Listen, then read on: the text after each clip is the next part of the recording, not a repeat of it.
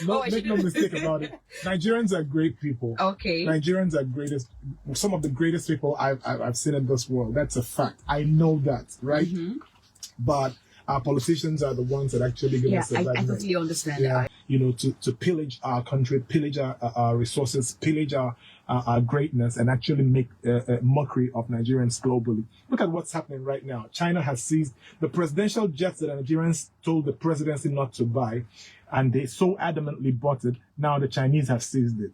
Why did they seize it? Because the Nigerians did not keep to their own part of the contract that was signed a couple of years ago, right? And so now the Chinese have not only seized 3 presidential jets, but seized a number of Nigerian properties overseas. Isn't that global shame? So our politicians are actually, making mockery of Nigerians. And so I want to say today that Nigeria has great problems, great economic problems, great medical problems. In the medical sector, we're not doing great. In the academic sector, we're not doing great, right? Nigerians used to be some of the most educated people in Africa, but today we're not even anywhere on this on the Human Development Index. We're just low down there at the bottom of the totem pole, and it's really a shame. And that's because our politicians have refused to do the right thing. But that notwithstanding, Nigerians continue to do great things, breaking record in Western universities. 100-year-old records. Nigerians are breaking it. So I really want to give kudos and a round of applause to great Nigerians doing great things. Now, the other thing is that they say, the thing that everybody will tell you is that Nigerians are full of 419 people. Oh, they're doing advanced fraud, they're doing internet scams, they're doing agomari scams, they're doing love scams and all of that. But I want to assure you that I have always said this. A couple of years ago, I worked, for a company, and I was in charge of the West African market. I lived in Lisbon at the time, so I was in charge of the West African market, and my duty was actually to promote, investments, in the West African sub-region, especially Nigeria. And I found some of the most amazing, things about Nigeria, to use that as a way to promote Nigeria internationally, right? But you will always hear people say, "Oh, Nigerians are into fraud." But I want to tell you that I know from experience that it's less than 2% of Nigerians that are actually committing all of this crime, right? Okay. Like I've always said, I found a video this morning where Patrick Lumumba was saying the same thing I said.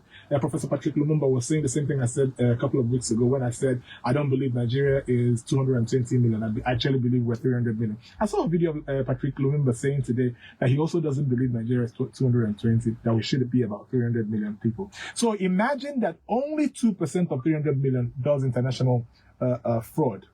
I mean, it's a lot of number because Nigeria is, is highly populated, and so that's why it looks like every Nigerian is a fraudster. But I want to assure you, Nigerians are not fraudsters. It's just a few bad eggs that are giving us a bad name. Yeah, and so the ones that are doing great things are much more than the ones that are doing bad things. But like they say, evil sticks better than good, right? So I want to prove my point about the greatness of Nigerians. And so I want to play you an audio that I put together. And in this audio, you will hear Professor Patrick Lumumba talking about Nigeria. You will hear the great Julius Malema of South Africa talking about Nigeria. You're going to hear about the prolific speaker, Vuzio of South Africa, speaking about Nigeria, and a whole lot of others. So I want you to listen to this audio and actually pride yourself in the fact that Nigerians are great people and the world must know that we exist. So let's do it. Of Nigeria, and we're here to uncover some fun, unusual, and interesting things you didn't know about this country. Nigeria, hopefully we don't fall your hand. Number 1, Nigerians are the most optimistic people. Number 2, Nigerians have a long history of being industrious and entrepreneurial. Number 3, Nigeria has a lot of languages. We mentioned that Nigeria has over 600 distinct local languages. This makes up 7% of all languages on the planet spoken in just one country. Number 4, Nigeria may have gone to America way ahead of Columbus. We were all taught that Columbus was the first overseas explorer who got to America in 1492. But what if we told you there was evidence that as early as 1000 AD, there might have been contact between the ancient Americans and the Yoruba kingdom in the southwestern part of Nigeria? A friend of mine once told me that if you go to any part of the world and you do not find a Nigeria, leave that place, because there is nothing to do there. If you want the best engineers in the continent, they are Nigerian. If you want the best doctors, they are Nigerian. If you want good lawyers, they are Nigerian. If you want good people, they are Nigerians. And I dare say that as long as Nigeria is not at ease, Africa will never be at ease.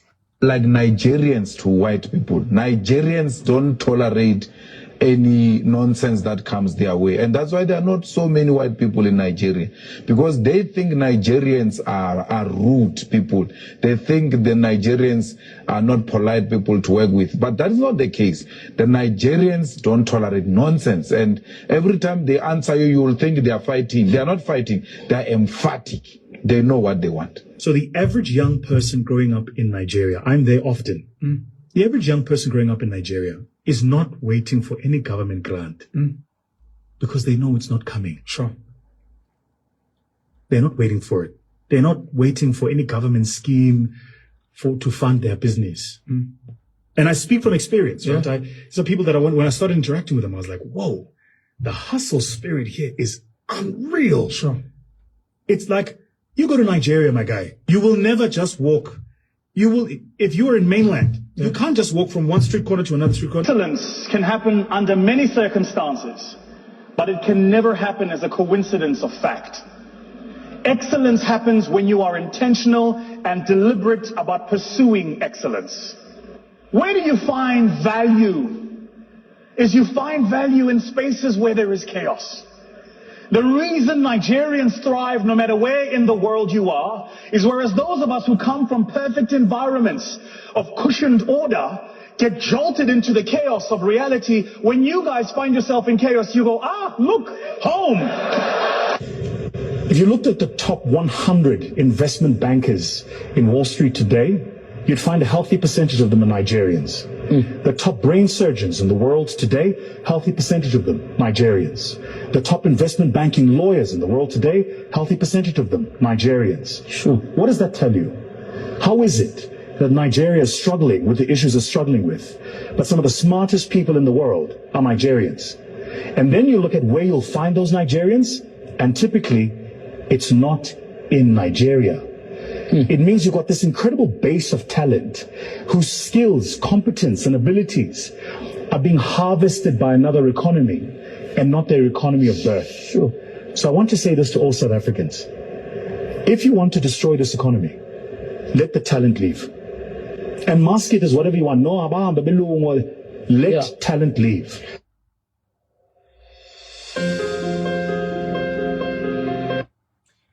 Okay, so I hope this audio, would make you proud of your Nigerian heritage. A lot of us, I would tell you, I'm privileged to have traveled to many countries around the world. And I told a story here that I wasn't ever proud of my Nigerian passport being out there because of the stigma attached to the green Nigerian passport. You walked into a bank overseas, the minute you pull out a Nigerian passport, it's just like a bell around, a ring bell, gets set off.